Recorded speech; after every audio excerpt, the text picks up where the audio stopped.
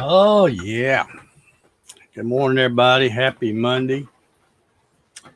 Let's slid this light down a little bit. It's making me look all pale and stuff.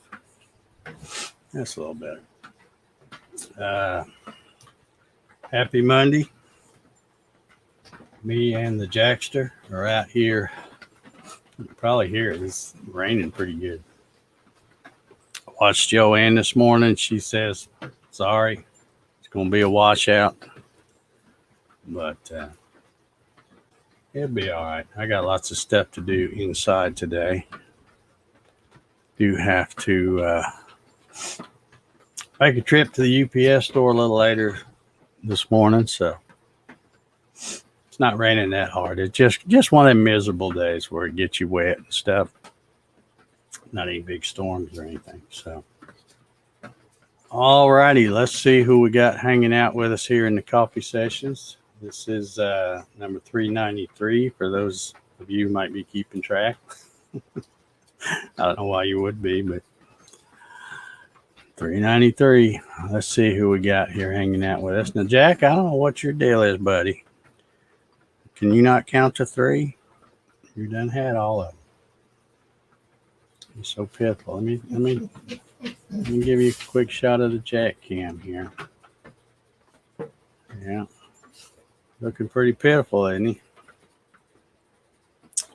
Looking pretty pitiful. But he is out of cookies for right now. All right, let's see who we got hanging out here. We got John Howard. Good morning. Monday again. Yep, they keep rolling around. Paul Stewart's here. Good morning. Thank you for the thumbs up, Paul. Appreciate it. Looks like we got quite a few of them over there. Larry Galt says, good morning. We are at my brother's place for our annual get-together. Well, all right. Good deal. Thomas Grimm says, good morning. George Ralph says, good morning. Ronald Cool says, good morning all. How you doing, Ronald? Clyde CNC's here. Good morning to you, sir. Mr. Mark Lindsay CNC is here. So you just woke up and the coffee's cooking. Good deal. Kevin Ailes is here. Good morning. Leo says, good Monday morning all. Have a great day. It'll be a good day. I don't know about great because it's raining, but it'll be a good day at least. They're all good, you know. There's some better than others. George Rothfuss says, Indiana's morning storms are now moving into southern Michigan. Looks like a wet week up here on the northern tier. Yeah. There's my favorite solar man. Good morning, Mr. Ballard. Hope you're doing well this morning. Wilson Rubottom, good morning, sir. All right, Jack, you're starting to get a little annoying there, bud. Look. That's it. He's not believing me this morning for some reason. Gary Hammett, good morning. Monroe Cook, good morning. William Hoffman says, good morning, Dave and everyone. 72 and very muggy here in Southwest Indiana. Yeah, it's sticky and bleh here. Already had to try to chase a mosquito away from me earlier when I was out here, so he'll be back in a minute, I'm sure. George says, dang, the dog just does not believe you. Give him his cookie. I don't know what his deal is this morning. I bring 3 of them out here normally. That's what I brought today. And for some reason, he thinks I've got another one stashed up here, and I don't. You already had all 3 of them, buddy. I'm sorry. I know. All right. Man, what a news day or news weekend. looks like we might have at least a partial end to the sad story about Gabby Petito. Looks like they may have found her. So, in one regard, that means maybe her parents can get a little bit of closure. But I don't understand. There's a lot of things I don't understand, but I don't understand how that guy, they said he wasn't a suspect and they couldn't arrest him, even though he was the last person to see her alive. And then they have him right there. They know exactly where he's at. And they don't watch him. And then now we're, it would have been a whole lot cheaper to do, a little surveillance team, to keep him under surveillance all this time, as opposed to now what they're going to have to spend for the manhunt they're doing. But they had him right there. And I mean, if you didn't think he did it, come on.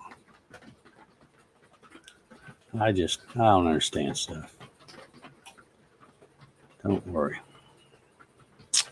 All right, let's see. Gary says, don't worry, Dave. It will dry out in the middle of the summer. Oh, wait.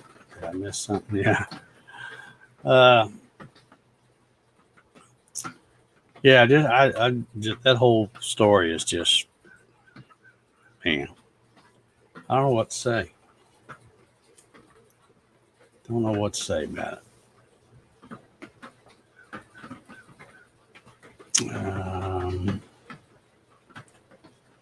Wilson said, learned a lot from your video on the Harbor Freight lathe. Never thought about changing out things that I did. Well, it's nothing new. I'd like to take credit and say all that stuff is brand new and I thought of it, but nah. YouTube University, it's where you learn all your stuff. I'll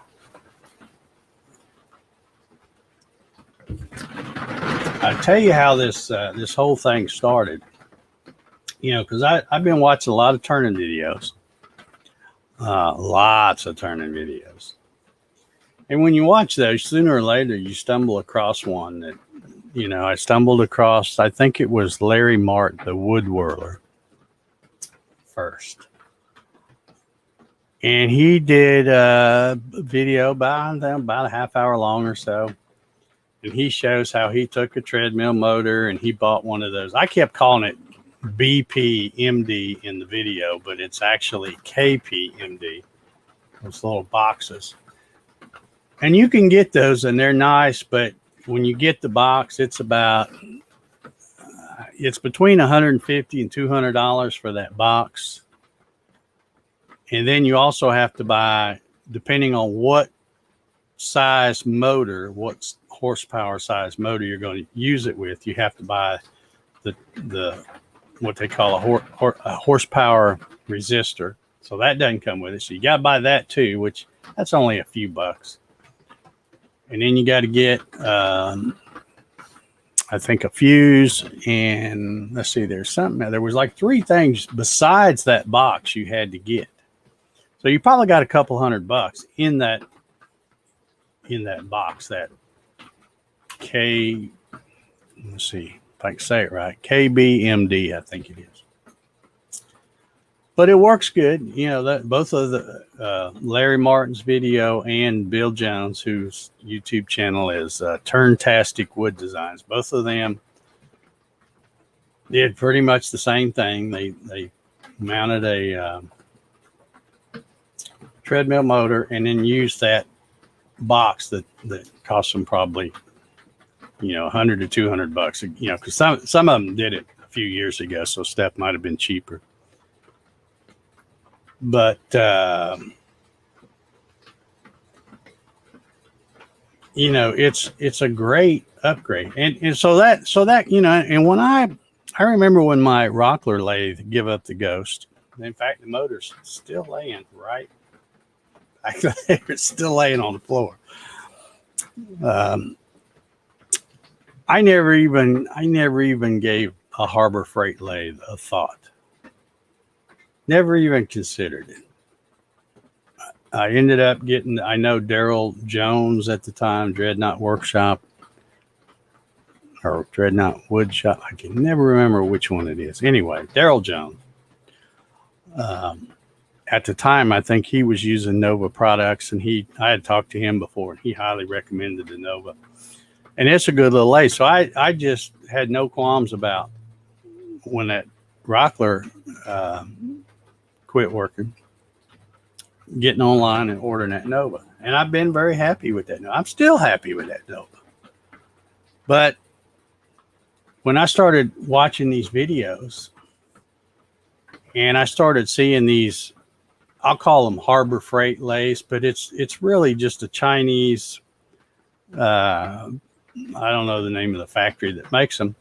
But I noticed that even when you watch videos of somebody I watched one yesterday, I found another one. Some guy, and I don't recall his name right off the top of my head, but he's in Greece. Exact same lathe, only it's marketed under a different brand. It's not green. It's yellow, the yellow color. I've seen some in Europe where they're exactly like that, only they're red. I mean, the way the whole head is designed with the Reeves drive lever and where the switch is and the way that cover mounts, I mean, they're all identical. You can tell by looking.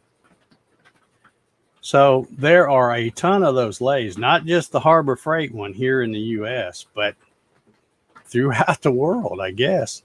They all, that factory over there, I'm sure, is cranking them out and just saying, okay, where's this going? Okay, well, we need to paint this one yellow, or we need to paint this one. Let's see, there's another one that I saw that's pretty much exact. They might change the switch a little bit, might put a little bit different switch or something right there, the power switch. So that part might look a little different, but I mean, it's all the same. The Reeves drive handle may be a little different, but the basic lathe is the same. And there's another one in Europe, and it is like the lathe bed is a cream color, and then the legs and the headstock and tailstock are a blue color. Same lathe. But anyway, when I started seeing all these videos, and like I said, I'd never even considered a Harbor Freight lathe. But when I started watching all these videos, I thought, man, you know what? It's really more about the guy holding that bowl gouge or skew or whatever tool he's got in his hand. It's really more about that than it is the lathe itself. Because some of these guys were just putting out some fantastic work. And I've subscribed to just about all of them. So I watch them all the time. Every week they have video out. And I'm like, man.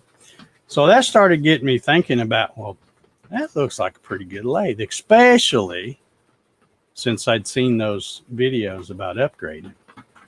Because one thing the Nova lathe did do is it really spoiled me as far as having the forward reverse switch and the variable speed control, even though it still has 3 pulleys. So if you want it to go to the slowest thing, you have to make sure it's on that first pulley. And if you want it to go super fast, you got to stop and make sure it's on the 3rd pulley. And if most of the time I used it in the middle, but again, you turn it on, it's already like 500 or 600 RPM. And then it would go up to, I forget. I can't even remember. 12, 1500, something like that on the middle one. So anyway, so you still had that. But you had an easy dial range while you were on a certain pulley. And so all that stuff kind of spoiled me, especially the being able to reverse it when you're doing the sanding, because it makes all the sanding stuff go away from you. So anyway, that's when I started really starting to think about, man, that's pretty cool. If I could get my hands on one of those, I'd like to do that. that upgrade.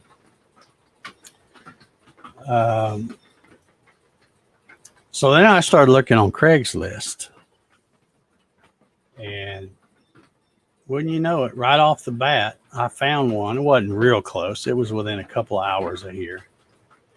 Guy had one on there. He had it for, he said he wanted $250 for it.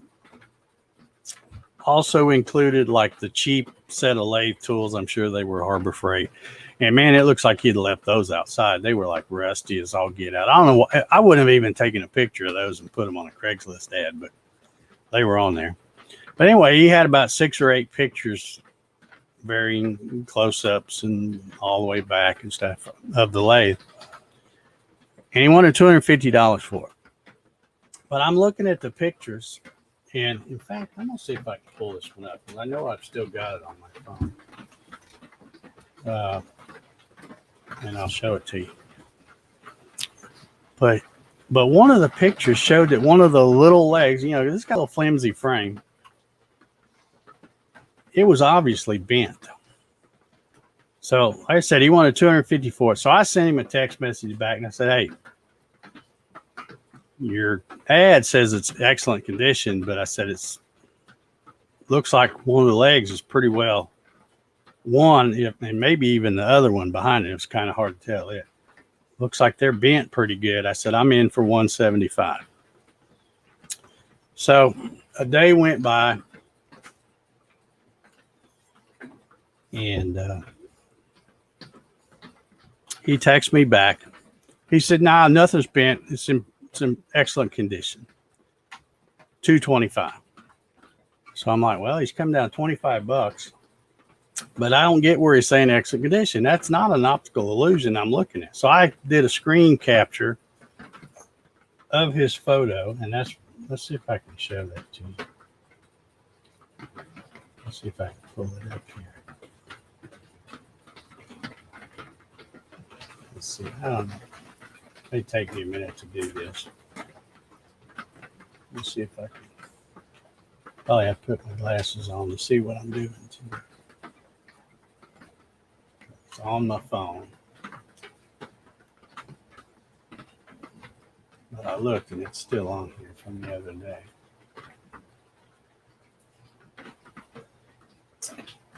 So, excuse me. Yeah, those are all over. Where'd it go? It's on here somewhere. No. Oh, you know what? I'll bet it's not in that folder. It's probably in.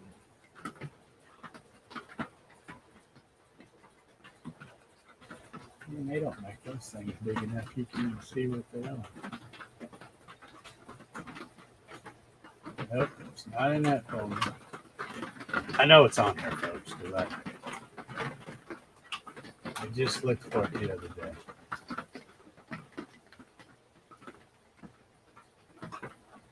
I can tell right now somebody needs to delete some of this crap off their phone. Way too much stuff on my phone. It's not in that either. I know it's here.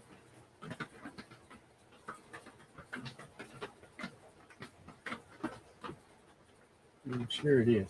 Anyway, I'll try to keep talking while I'm looking for this picture.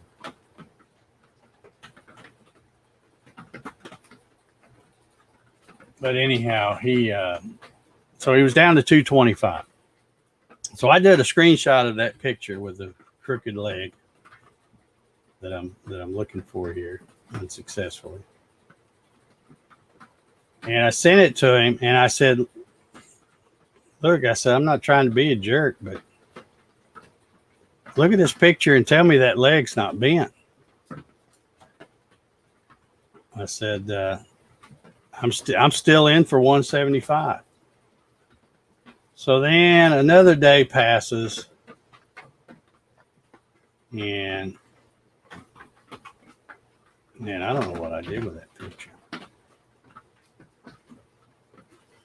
I don't know what I did with that picture. Oh, well, it's in there somewhere. I just saw it yesterday. All right, anyway, just try to picture that leg being. So anyway, so he sends me a text back the next day, and he says, yeah. He goes, I didn't even notice that was bent. And I'm like, dude, come on. How can you not see it? It's obvious. And he says, yeah, he goes, well, let's make it an even 200 then. So I thought, okay, well, I've got him down $50. And now let me just look on my phone here, see if I can. Oh, there it is. It's in the downloads. That's why I'm not finding it. That's it. Yeah, there we go. All right, let me share my screen.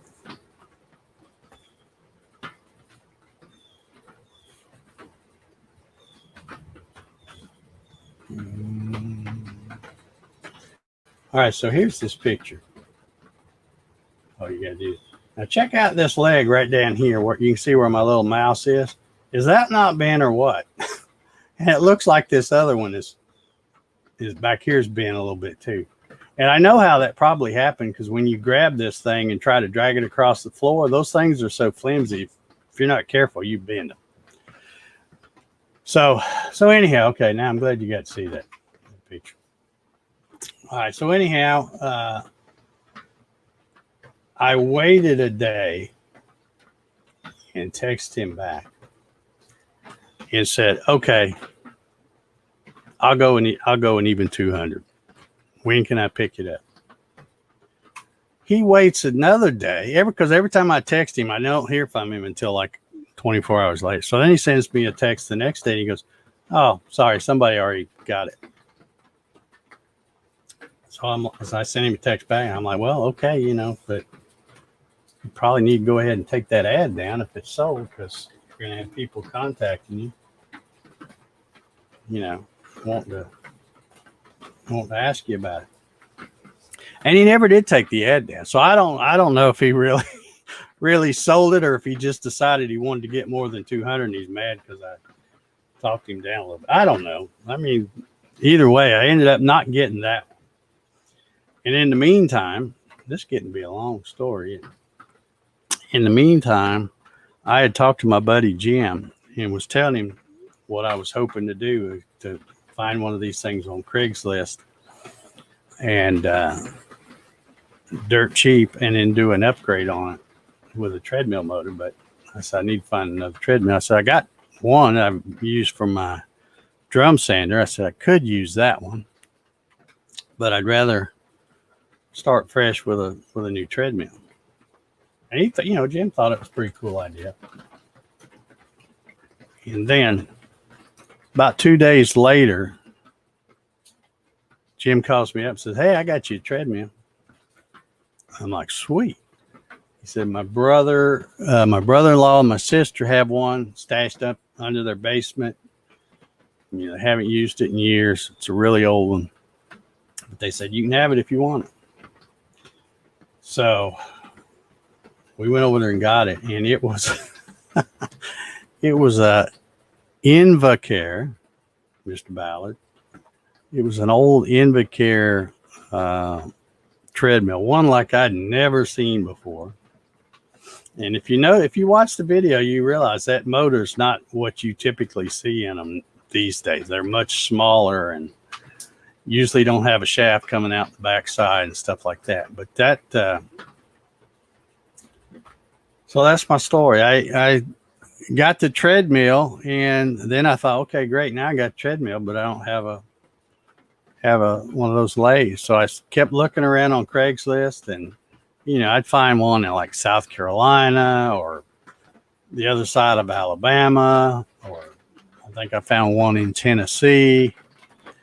And I thought, you know what? I'm just not wanting to, with the price of gas at $3 a gallon, I'm not wanting to spend a whole day driving to go get one from someplace like that, and then find out it may be in a whole lot worse shape than what the pictures show. So I finally just thought, you know what? Let me just see what they're selling for them. And they were $429.99. And of course, I'm thinking, all right, well, I can get that down with the coupons and stuff. And I called my local. We got a Harbor Freight right here in McDonough. Called them one day trying to see if they had some in stock. Didn't even get an answer. Put me on hold. I was on hold for about 15 minutes. Got tired of waiting, hung up. But then the next day I thought, well, I'll just run on over there. So I ran over there. Saw the one they had on the floor. And, of course, they had the little pocket thing full of tickets that you pick to go pay for one. So I grabbed one and go up there to pay for it. And the lady starts to ring it up. And I said, well, wait a minute. Before you ring that up, I said, you do have them, right? I said, you got them? And she looked. She goes, no, we don't have any. But you can prepay, and it'll be here by September 30th. And this was like September 3rd. I was there. And I'm like, nah, I don't think y'all need to hold on to my money for a whole month. What about the Conyers store? Did they have some? She looked. She said, yeah, they got 4 of them. So I said, okay. I'm headed to Conyers. So I went to Conyers, picked one up, came home, put it on my little heavy-duty, what is that thing called? Groundworks cart, that big heavy cart thing I use to move heavy stuff around. Got it around the shop. And then when I opened it, I had to open the box up outside while it was sitting on that cart and take it apart because they had the headstock and all that's on the bed. And it was too heavy. I couldn't pick it up and bring it in here.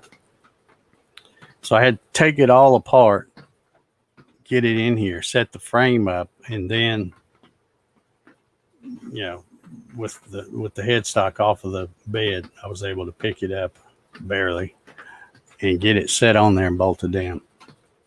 But anyway, that's a long story here. Could have made it shorter probably, but that's how it come to be. I thought, well, you know, I already got the treadmill, and when I got the treadmill and started taking it apart and realized that I wasn't going to have to buy that box like those other guys did, because I had looked online, found some documentation, and thought, you know what, just buy a cheap $10 or $15 potentiometer and a forward reverse switch. I think I'm okay. I think that'll work. And I tried it, and man, it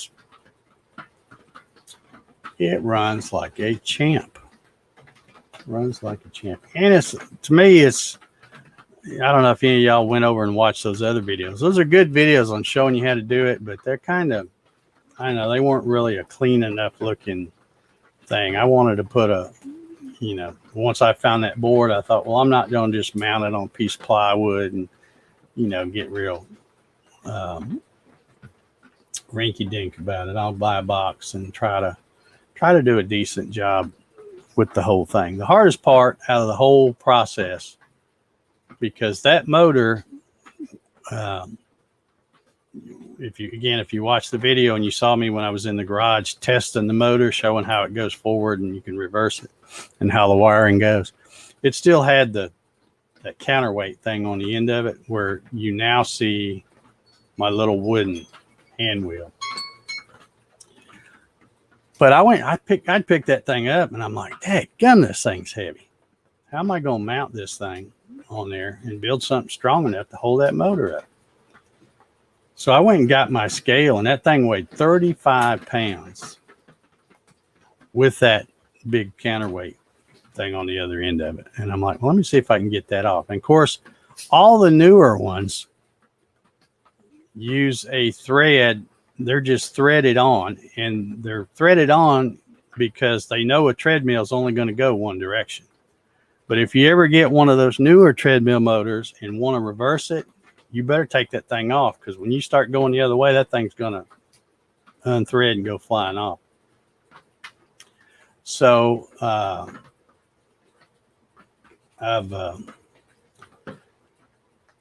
I finally had to rig up a kind of a gear puller type thing. It took me about 30 minutes, but I got that thing off. And sure enough, when I got it off, that thing the counterweight weighed 10 pounds. So now the motor only weighs 25 pounds. So it's still probably heavier than the stock motor. And by the way, I didn't mention this in the video, but everything I've done, there's no new holes drilled. All the holes that I use to mount stuff is either an original through hole or an original tapped hole, and I just got longer screws because I was going through plywood in some cases. So I could probably in about 30 minutes have this whole thing back to the original thing, but I wanted to try to make it without having to, because I didn't want people to how to do this. I didn't say, well, you got to have something, you got to have a drill and a tap, and just use what's there and try to make it easy. But anyway, well, I've sat here and yacked about that all the time. Let's see. I think Ryan says it's pretty cool. Yeah, I think I'm really gonna like it. Ryan says, how much bigger is it than my Nova? It's, as far as the swing, it's the same size. It's got a 12-inch swing, but this one has where you can take the headstock and loosen it up and swivel it around and turn outboard. So you can really, I could probably do a 14 or 15, 16-inch bolt, maybe even bigger than that. But I'm limited to 12-inch diameter on if I use it like it is there. And that's the same as the Nova. But the big difference is it's longer. So I can do a lot more longer things. And, of course, it's just got more oomph now than that Nova. And I don't have to switch pulleys. It's all just right there on that knob. So anyway, I'm all out of time. I was going to show you. I got my my unicorn spit. This is the teal. I got this pack of 10. But this is the teal color I was looking for. And then I also got a teal colored, it looks blue when I hold it up in the camera, RIT dye. So this ought to be interesting, because this is about, by the time I bought that 10 pack, this figured out to be about $10 and something a bottle, 8-ounce bottle. This is also an 8-ounce bottle, but this was like $2.98. So I don't think you can see it over here, but I've already started working on doing some segmented rings, and I'm going to be running 2 pretty much identical bowls, doing one of them with the RIT, one of them with the unicorn spit, and we'll see which one looks the best. So that'll probably be this week's video. But anyway, I guess I'll get out of here. Looks like folks are getting ready to bail on me, so y'all get me started talking about that video. I hope y'all enjoyed that video. I know it was long. Good gosh, it was long. But I just figured it's probably better to, because when people are wanting to know how to do something like that, or they just want to see how somebody else did it, they'd probably rather watch a video long than to do the 1 or 2 part things. At least I do anyway. But anyway, that's long. Sorry, that's not my typical video style, but I just figured it was easier to just do it all in one thing.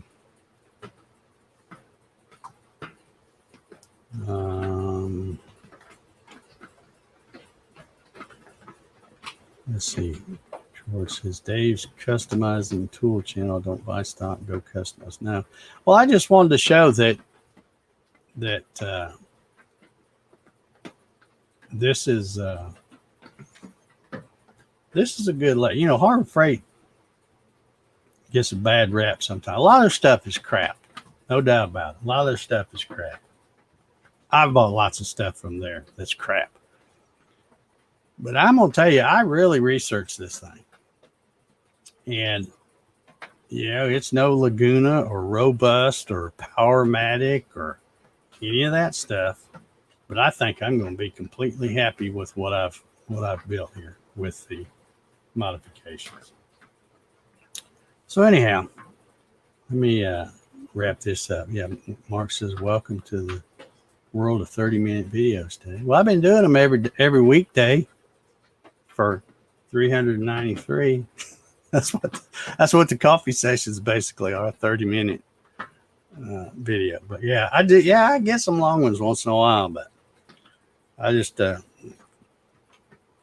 figured it was easier to do that one, and now it's done. Now, if anybody has a lot of questions about it or something, I'll do like a follow-up or something, but I don't know.